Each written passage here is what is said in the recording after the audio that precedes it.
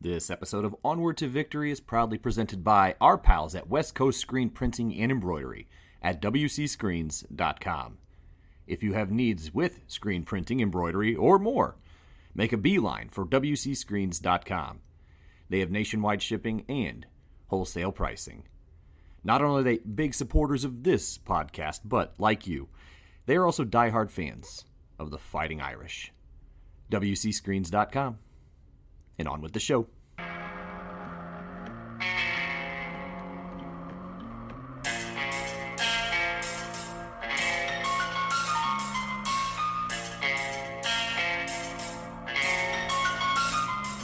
Hey, glad you're here today. We are going to delve into the life of John R. Flynn, a former Irish football player turned crime fighter who joined forces with legendary G-Man Eliot Ness.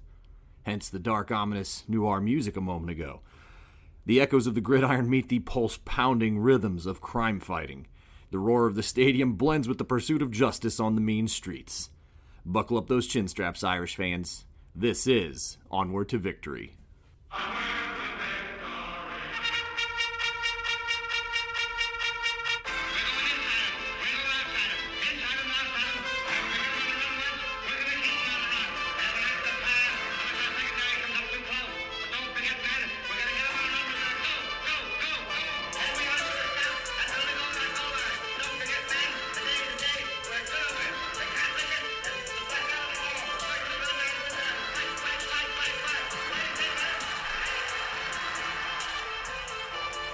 Hello all and welcome to Onward to Victory, a Notre Dame football podcast.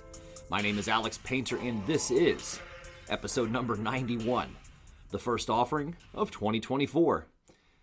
I think I have a mighty good one for this episode, but this one will not only mark the start of the calendar year, but also the football offseason. The Irish capped off a 10-3 campaign this past week with a sweeping, dominant 40-8 victory over the Oregon State Beavers at the Tony the Tiger Sun Bowl, while the win clinched the Irish's sixth double-digit winning season in the past 7 years. It thus does mark the beginning of the slow march to August 31st, when the Irish will kick off the season in College Station, Texas, against the Aggies of Texas A&M. Well, 2024 also marks the 5th anniversary of the show, so there is also that, and barring any unforeseen circumstances, we will also be hitting episode number 100 this year. So hopefully I can pull off something special for that one. A quick acknowledgement here to the show's financial sponsors. We call them the Consensus All-Americans around these parts.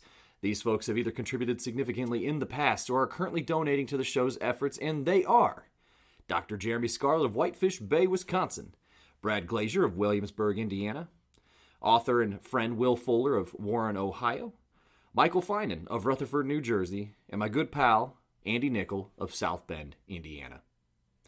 If you would like to chip in and make the muster roll of the Consensus All-Americans, please, as always, visit paypal.me/onwardtovictory for a one-time donation or patreon.com/onwardtovictorypodcast for monthly contributions.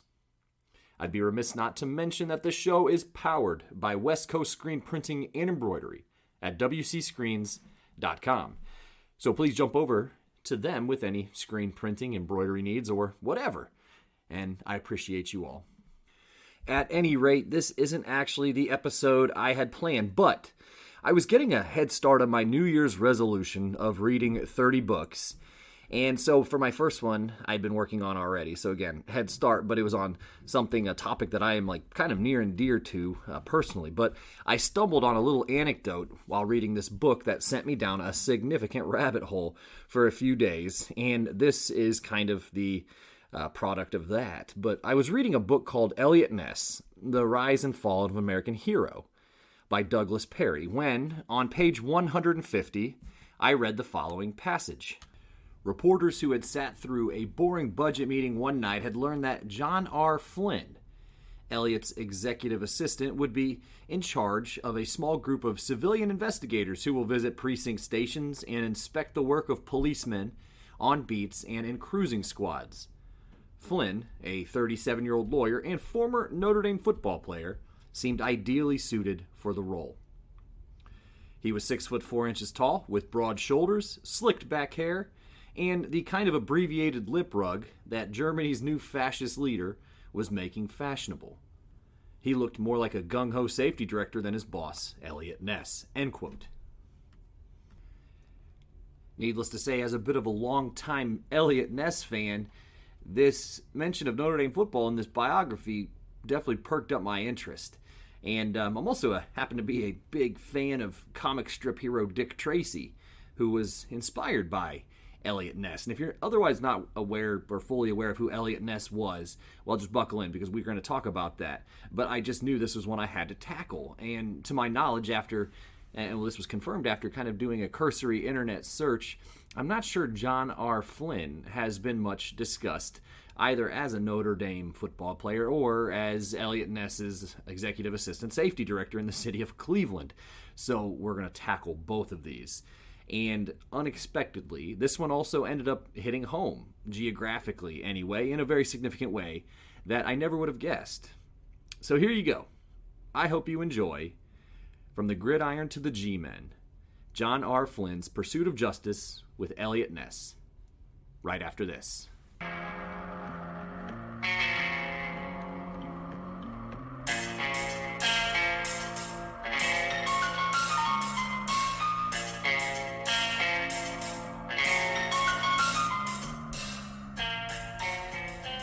That little dark ditty, that crime-fighting noir stage setter, that music is by Darren Curtis, by the way. John Richard Flynn was born in Prattsburg, New York, on April 27th, 1898. Prattsburg is upstate New York, a small burg of about 2,000 people, and is about 60 miles south of Rochester, New York, which is the nearest major city. At some point, or at least according to the Notre Dame student newspaper, his family moved to Syracuse, New York, again at some point before he was a collegian. But John showed incredible promise as a youngster and had many gifts. One might even say he had the trifecta. He was very intelligent, he was artistic, and he was athletic. So he ends up showing up at the University of Notre Dame to study law in 1920, and he actually goes out for the freshman football team. He's a little old for the team or for being a freshman because Flynn actually did take a turn serving in the military during World War I. So he was essentially a 22-year-old freshman, which I get asked this quite a bit when we talk about the ages of Knute Rockne and George Gipp when they were freshmen, which they were about the same age. This actually wasn't totally uncommon during this time for one reason or another. The war was a big reason, but also a lot of folks, like Rockne, for instance, worked for a few years to save up money to go to college. But on the gridiron, though, 1920 is certainly a watershed year for Notre Dame football. Not only was a national championship secured, but it was done with perhaps the best football player in Notre Dame history in the backfield. And that would, of course, be the aforementioned George Gipp. So Flynn gets to bear witness to this historic year, very up close and very personally. John, who is a sturdy, physical, broad-shouldered guy, plays tackle for the freshman team, who went on to win their only 2 games that season, which was a 13-7 victory over Culver. And I'm not sure if that was Culver Military Academy or Culver High School, but a victory nonetheless. And an 18-7 win over the Fort Wayne Friars, which was a semi-professional outfit that actually Coach Knute Rockne had taken a turn with a few years before. So when I mentioned that John had an up-close and personal look at Gipp as a freshman, well, the 1920 Notre Dame Football Review solidifies just that. In addition to winning their 2 games, quote, day after day, they, being the freshmen, withstood the murderous onslaughts of the varsity while that powerful machine was making ready for the games which achieved for it the name of being the best gridiron aggregation of 1920, end quote. So yeah, basically they were the scout team, and so guys like John would have had the pleasure, misfortune, I don't know, of trying to tackle guys like George Gipp on a daily basis during practice as they were preparing for the games on Saturday. But additionally, starting in the spring-summer of 1921, Flynn went out for the track and field team, and he happened to be one of the best shot putters in the program. He routinely finished in the top 3 during meets. In fact, during the 1921 collegiate state meet, which Notre Dame won, by the way, he did place top 3 in the state. And here's another one about that particular meet. Buck Shaw, who was perhaps one of Coach Rockne's greatest tackles and place kickers for that matter, set the state record for the longest shot put throw. So naturally, our man Flynn finished just behind him. In the fall of 1921, John once again went out for the football team, and the team went 10-1, just dropping one 10-7 game to Iowa. But the 1921 Football Review praised Flynn for his work with the reserves. Quote, "Then there's Flynn, that happy-go-lucky 6-foot giant from the city of Syracuse, a guard that goes at his heavy work with vengeance," end quote. So by this time, Flynn had actually moved from tackle to guard, but he was pretty much a lineman. That's what he was. What was actually really neat to see in this particular issue of the 1921 Notre Dame Football Review, that is that John actually wrote a poem, and it went something like this. It was called Hail Notre Dame. "When the close of the day has come, sweet those memories ring. Round us near are men sincere, to you their praises sing. The golden sun at God's west gate reflects your blue on high. Your colors, alma mater, were never born to die. Hail, Notre Dame, your glorious fame loyal sons uphold. Deep devotion, lasting love we give the blue and gold. Revere we must this sacred trust, forever he thy fame. We offer thee this victory, alma mater, Notre Dame." And it's signed Flynn, 23, to signify class of 1923. Not too shabby at all as far as prose is concerned. Now, I mentioned the trifecta. Clearly, John can play some sports, and yes, he was at Notre Dame studying law, and yes, he also had a gift for the arts also. Aside from some writing here and there, he also dabbled in music. According to the December 10th, 1921 issue of the school newspaper, The Scholastic, quote, "John R. Flynn, the local songwriter and athlete, has announced that his latest song, 'The Angels Will Envy Your Smile, Mother Mine,' is ready for distribution," end quote. So he also helped with some of the college's vocal ensembles as well. So we have definitely a little bit of a musical streak. But let's get back to the football field here for a moment. So John's academic career at Notre Dame, as best I can tell, spanned 3 years. And so his football career also spanned 3 years. So that 1922 season, which would have been his third season, is, I guess, technically his senior year, because he did graduate in 1923. But we're talking about fall of 1922 here. This is when the Four Horsemen were all sophomores and starting to emerge as a dominant force for the program. So they lost one game to Nebraska that season, 1922. It was actually the first of only 2 losses the Horsemen experienced together as a unit. Coincidentally, the second one was in 1923 to Nebraska again. And then, of course, the team wouldn't lose any games in 1924. But in 1923, the 8-1-1 mark was still fairly successful, even by Coach Knute Rockne's lofty standards. John saw quite a bit of time at tackle, and he was certainly a player in very heavy rotation. So to go back to the Football Review, here is the summation about John in the 1922 edition. Quote, "Big John is a man of many deeds, and his deeds have brought him recognition in many lines, not the least of which is the athletic line, or, more concretely, the football line. John tackled a big job when he set his mind on tackling opposing teams and competing tackles, but he acquitted himself nobly and earned for himself a monogram in football as well as track. John, you see, tackles the shot put also. We can be sure of many points in the track scoring next spring when John tosses the pebble around the lot," end quote. So John was certainly a fine athlete at Notre Dame. I would describe him on the football side as solid. He was good depth for some really good Rockne-coached teams.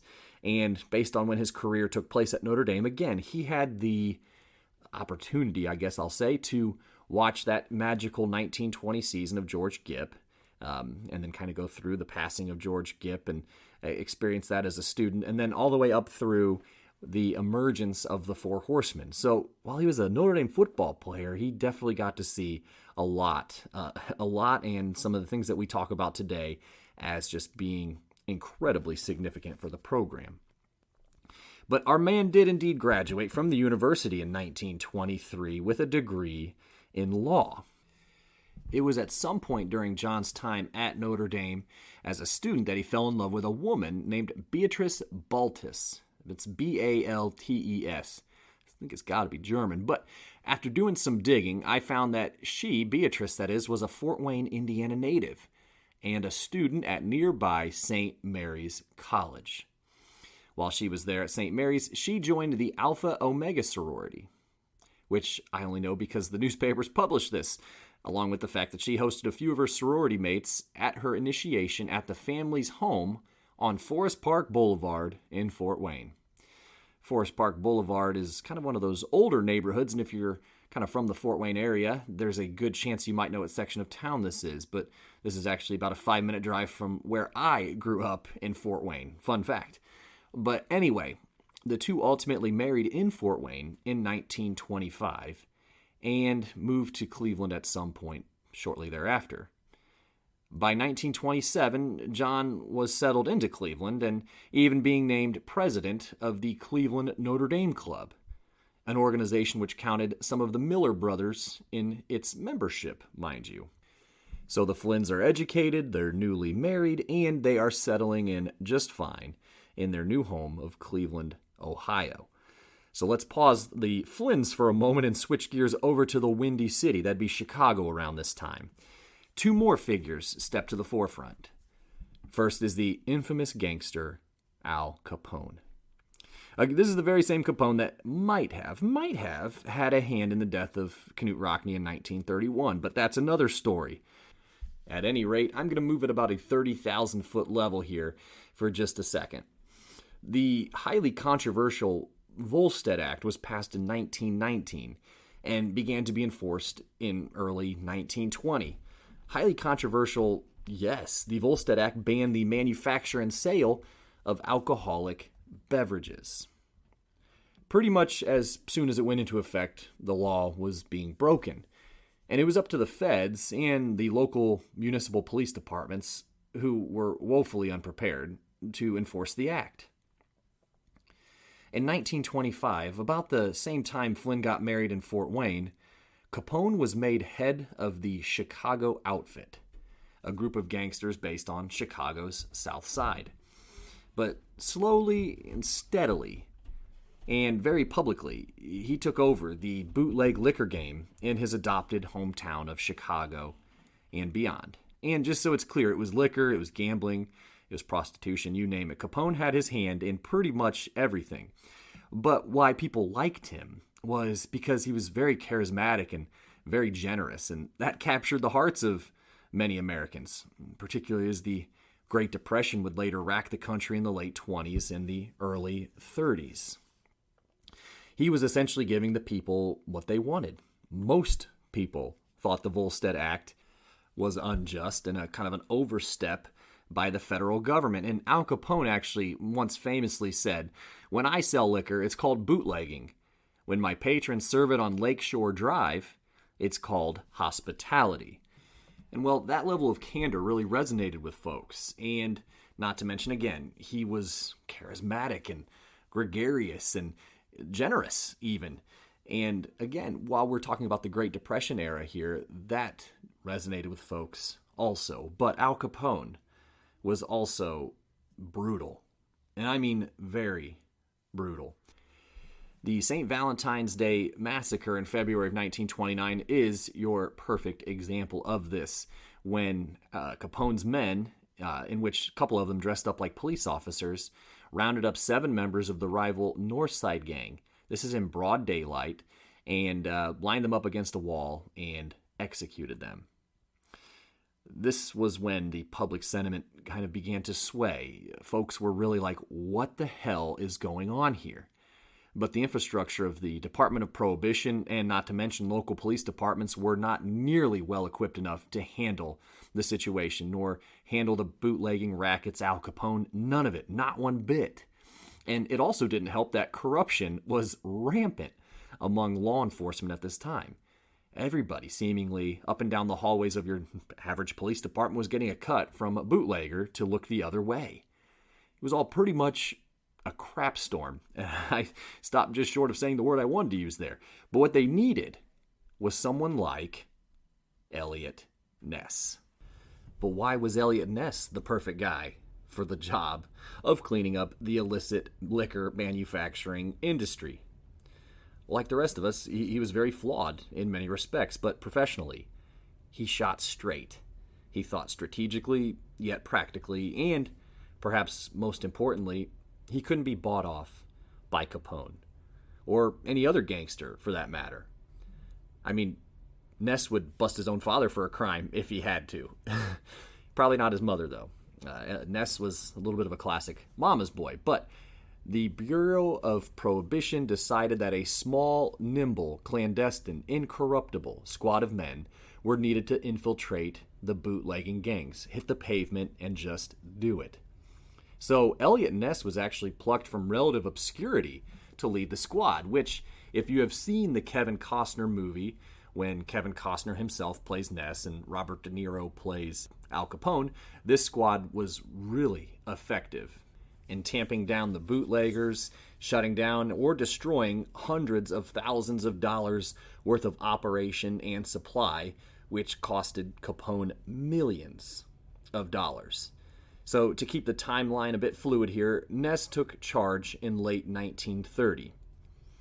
Ness's squad and the Costner movie, as well as the TV show of the 50s, 60s, were known and called the Untouchables. Ness would become a household name. And again, when cartoonist Chester Gould created a new comic strip character, he called him Plainclothes Tracy, and it was based on Ness. The character would soon be called Dick Tracy. But it wasn't Ness who took down Capone, although Ness definitely did, and his men for that matter, did cause Al Capone a ton of inconvenience. But the honor of taking down Capone went to Uncle Sam himself. Capone was ultimately arrested and indicted for not paying income tax. This was June 1931. So again, Eliot's a national celebrity, and Capone gets taken down in June of 1931. And after that, Ness was one of those guys who was so laser focused on something all the time, or many things, but like the one thing that he was absolutely had all of his focus on, he thought of night and day, was Al Capone. So once Al Capone went away, Ness, kind of floundered a little bit. He definitely still busted up the liquor rackets and all of that, all the illicit bootlegging, but he was looking for a new challenge. And so he stayed in Chicago until December 1935, but then he was hired as the City of Cleveland's safety director, where he would oversee both the police and fire departments. And this happens to be where our stories collide. So now we're in 1935. John Flynn has been in Cleveland for about a decade, and he worked very hard to get himself well connected, which he succeeded at. John's now 37, a successful attorney, a World War I veteran, a noted conservative voice in Cleveland. Interestingly, though, the latter would have put him at odds with a certain Ray Miller, himself a Notre Dame alum and football player, and brother of Don Miller of Four Horsemen fame and the uncle to future All-American Creighton Miller. Anyway, Ray was an ardent progressive, and he served as mayor of Cleveland in 1932 and 1933, back when the mayor served 2-year terms in the city.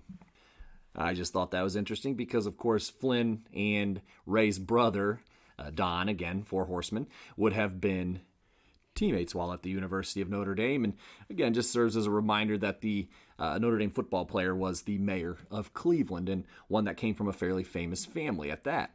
But not long after Eliot landed in Cleveland as safety director, he tabbed guess who to be the executive assistant to the safety director, basically his number 2 guy. Oh, that would be John Richard Flynn. The December 29, 1935 issue of the Plain Dealer said that Flynn, quote, has the military and legal training that makes him conform to Ness's idea of a well-trained investigator, end quote. Just 2 days later, he was sworn into the position. Essentially, it went like this. Ness, number 1. Flynn, number 2. Flynn's salary was reported at $4,200 a year, equivalent to about $93,000 today. This is pretty good money during the Great Depression in particular. But Flynn's direct responsibility was to serve as a conduit between the officers and Ness himself. Here's a quote from Ness in the January 10th, 1936 issue of the Cleveland Plain Dealer. Quote, "Please instruct all men that John R. Flynn is available to hear their suggestions, complaints, or grievances at any time or any place should they feel that a visit to the Safety Director's office might in some way embarrass them." End quote. So how's that sound for a job? Cleveland's police department, like many cities, big and small at the time, struggled with laxity and had issues with corruption. Ness being Ness, he wanted to snuff that out. But whipping the police department into shape wasn't the only aspect of the job. It was all-encompassing, and to illustrate this, just 4 days into his tenure, January 4th, 1936, Flynn was dispatched to the Joanna Home for the Aged in Cleveland, where a house fire had killed 2 residents. He was sent there to do some investigating. And what he found was there were 26 people living in the house, far more than the capacity allowed for. So while Ness and Flynn spent a bulk of 1936 busting cops for corruption, more on that in a bit, they also dedicated time to a favorite Ness pastime, which was busting the illicit manufacturing of intoxicating beverages. But also, some of Ness and Flynn's strategic priorities were cleaning up juvenile delinquency and traffic safety.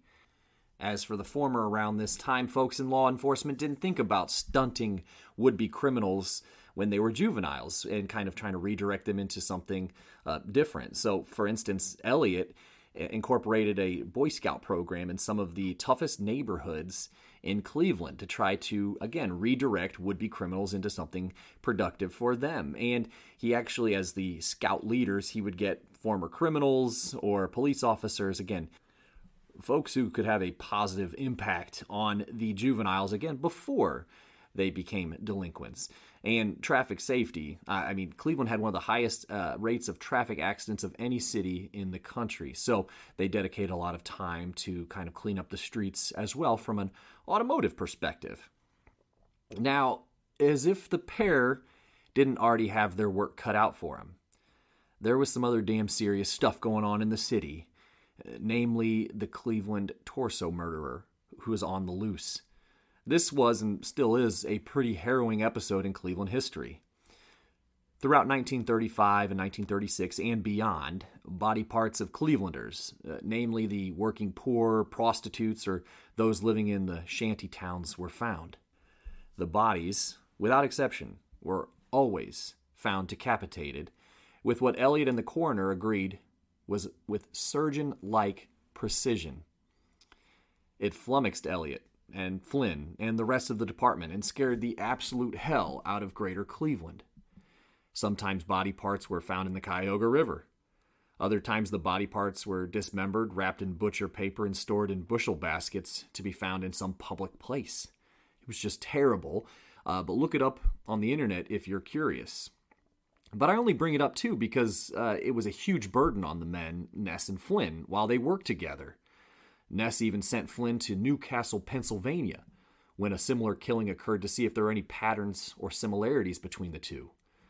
He didn't find any, and they would never find the Cleveland torso murderer, and they still haven't identified a number of the victims. But again, when I talk about this job being all-encompassing as safety director, I found this one also pretty interesting. This was the dog days of summer 1936. Eliot told the local paper that women should feel empowered to wear shorts while walking down the street. Flynn, being a bit of a pragmatist, added, quote, "Generous exposure to the sun can be nothing but beneficial," end quote. But back to police corruption. It's about halfway through 1936 that Flynn starts to get in some hot water with Ness. I mentioned that Ness was a hardliner. Well, Flynn was a bit more malleable, so to speak. He was an attorney with political aspirations. While Ness famously spent 100 consecutive days off the radar in the summer of 1936, looking for and building on leads for police corruption cases, Flynn was left in charge. John had a bit of an understanding again that his position was a political one of sorts. And again, I mentioned he had political ambitions, as we will soon cover. But Ness was relentless. He didn't care how long you'd been with the department or who your dad or uncle was. If he smelled a rat, he wanted you out. So Flynn was the Republic Precinct Chairman for Shaker Heights. And again, he had political aspirations. So while Ness was out of the office that summer, John handpicked and appointed a young man to the police force, which jumped several other more qualified candidates in the process. The man John picked just happened to be the nephew of a well-connected police captain who, according to Ness' biography, again, Perry, was, quote, known to be dirty as an oil slick, end quote. So Ness was actually gunning for that uncle for corruption, and he was super pissed that the nephew was now slated to join the force. So he halted that appointment. Needless to say, he was not happy about it. But as it were, Ness then soon found that Flynn was a guy who politicians could go for little favors to be done. So Flynn may have approached his role a little bit more politically, which I surmise, but Ness was a cop, and he thought of himself as a cop, and up to that point, he was squeaky clean professionally, completely above reproach. So, again, this didn't sit well with Eliot. Another officer who Eliot had in the crosshairs was a man named Harwood. He was also a captain, was known to take bribes, but otherwise he was generally well-liked and enjoyed a long tenure on the force.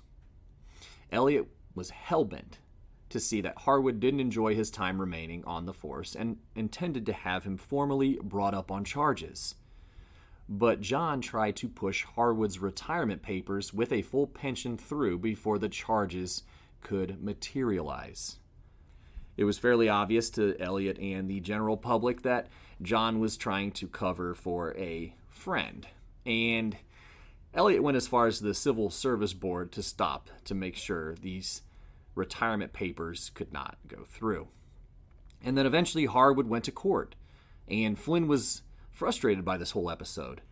I assume that maybe he and Harwood were friends or acquaintances, or perhaps they had deep connections. But at any rate, during Harwood's trial, he told a reporter just how he felt about the whole thing. He called Ness's crusade against dirty officers worthless, and that he didn't think Harwood would be found guilty, and that the city would have just saved thousands of dollars by accepting his resignation. However, by the end of the week, Harwood was found guilty, and Flynn's quotes were pasted all over the paper. So he resigned that same week. This is December 1936, mind you. So his tenure with Eliot was just about a year. And just so it's clear, Eliot really, really liked and respected John. He acknowledges this publicly over and over again for the next couple years, actually. It was strictly business, and to be fair, Eliot had a tendency to run through colleagues because of just how he viewed his work. You have to understand, too, that law enforcement at this time was very different than now. Eliot was trying to modernize the whole thing, but man, it took a lot of work to reverse centuries of how policing and law enforcement had worked. John landed on his feet. He went back to lawyering, and he sharpened his political aspirations. He actually ran for Ohio State Senate in 1938. He was unsuccessful. In 1939, he ran for mayor of Shaker Heights as a Republican, but he was roundly defeated by the incumbent by a margin of 4,540 votes to 698. Ouch. So if my math is correct, that was an approximate 87 to 13% margin. But to be fair, Eliot Ness also ran for a political office in 1947. He ran for the mayor of Cleveland.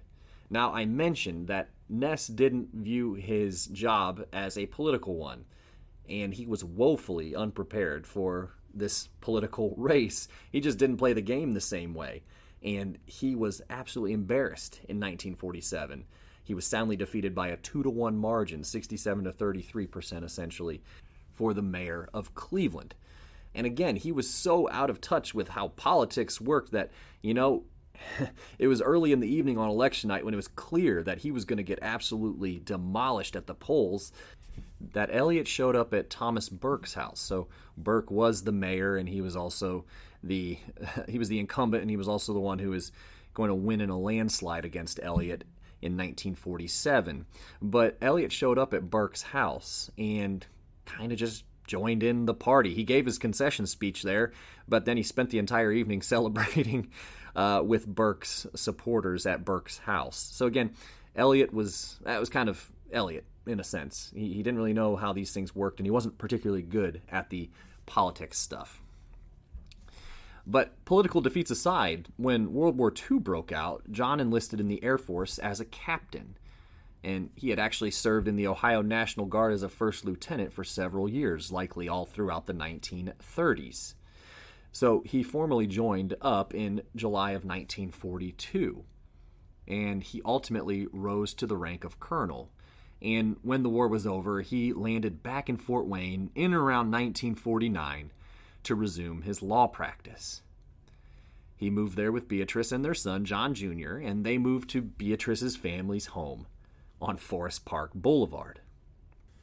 On April 12, 1956, John died suddenly at age 57. He was actually just before his 58th birthday. His funeral was at St. Jude's Catholic Church, and he is buried at the Catholic Cemetery on Lake Avenue in Fort Wayne, Indiana. And I'd be remiss not to mention St. Jude is where I and a slew of my siblings attended school, and many of us had our first communion. So there's that as well. Eliot Ness died just about a year later. He was 54 and nearly penniless. He never did live to see his name become an iconic one among Americans. At any rate, I hope you enjoyed that. It was really awesome putting it together. And that was a little something I called From the Gridiron to the G-Men, John R. Flynn's Pursuit of Justice with Eliot Ness. And I'll be back with show wrap.